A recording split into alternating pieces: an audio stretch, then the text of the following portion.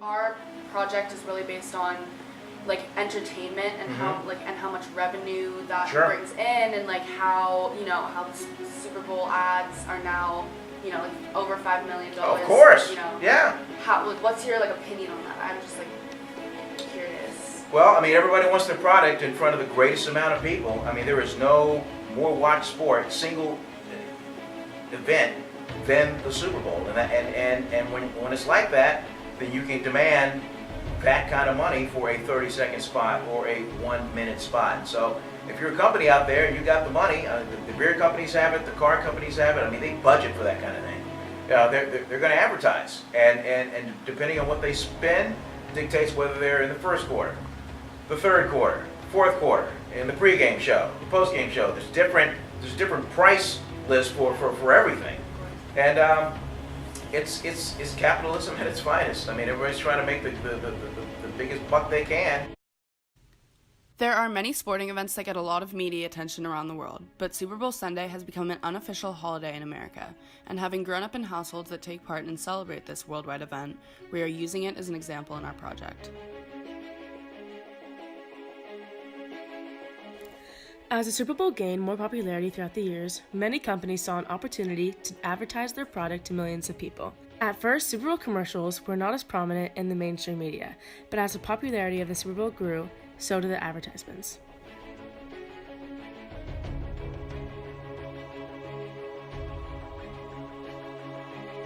Sports entertainment and TV advertising has been a constant theme that has developed into conventional normality whenever we turn on our TVs. It is a paid promotion that uses strategy and messaging about the benefits of a product or service to influence a target audience's attitudes and behaviors. Between online, television, radio, and print platforms, the average American sees hundreds, even thousands of advertisements daily. Advertising heavily supports many institutions, including news media outlets, the television industry, search engine companies, and social media websites. For example, advertising contributes up to 80% of revenue for newspapers and therefore is critical to maintaining the circulation of the press. It is a very profitable market, with approximately $190 billion spent on advertising in 2015. In 1941, the world's first television commercial aired for the Bulova Watch Company. With only 1% of homes having a TV set at the time, the Bulova ad didn't necessarily mean anything for big sales, but it completely revolutionized both television and advertising. This kicked off an industry that has grown to generate tens of billions of dollars a year over the last 75 years. These days, national TV commercials cost around $8,000 on average. Mr. Potato Head became the first toy to ever be advertised on television, and nearly 2 million sold in the first year. RCA released an ad featuring a cartoon character singing about color TV. It took a while for every household to have one, but by this time, more than 2 million people were watching TV in color. The Super Bowl is the championship game of the National Football League, or NFL, which is hosted by a different city each year. The first Super Bowl, shown here, was on January 15, 1967, when the Kansas City Chiefs played the Green Bay Packers at the Los Angeles Coliseum. The day of the Super Bowl game, known as Super Bowl Sunday, has evolved into an unofficial American holiday, with viewing parties held in homes, taverns, and restaurants throughout the country. The week prior to the game is highlighted by extensive media build-up and a festival atmosphere in the host city. The game itself is accompanied by an elaborate pregame and halftime ceremony. There's nothing more popular from a revenue standpoint than the National Football League. I mean, it's a $9.5 billion a year corporation. Do you think that will continue to increase? Absolutely, absolutely. We brought in KPIX Channel 5 sports broadcaster Vern Glenn to give us a better understanding on sports entertainment and how commercials benefit from big events such as the Super Bowl. If it's all anybody's talking about at the 7-Eleven, at the hairdresser, at the barbershop, then yeah, we're going to bring it to the people. Especially if your local team is in it.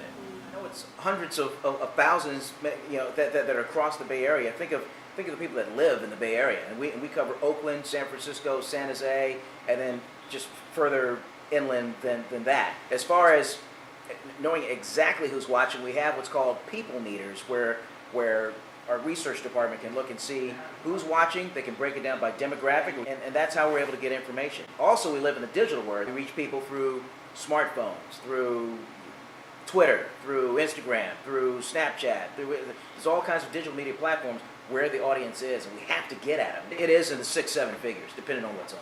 Over 90% of the Super Bowl viewers live in the U.S. The Super Bowl is broadcasted and viewed in 180 countries with 25 different languages. The Super Bowl is broadcasted here at 6:30 p.m. on a Sunday. But in other countries, such as Johannesburg and South Africa, it begins at 1:30 a.m. on a Sunday when everyone is sleeping. In parts of Australia and New Zealand, it begins Monday morning when most people are in school or at work. If the Super Bowl wants to get more viewers outside the U.S., they should make more time options for different time zones. An average Super Bowl commercial costs $5 million for a 30-second commercial spot. They have made almost as big of an impression as the game or halftime show. Although 60% of Super Bowl ads didn't boost purchases, they did raise brand awareness.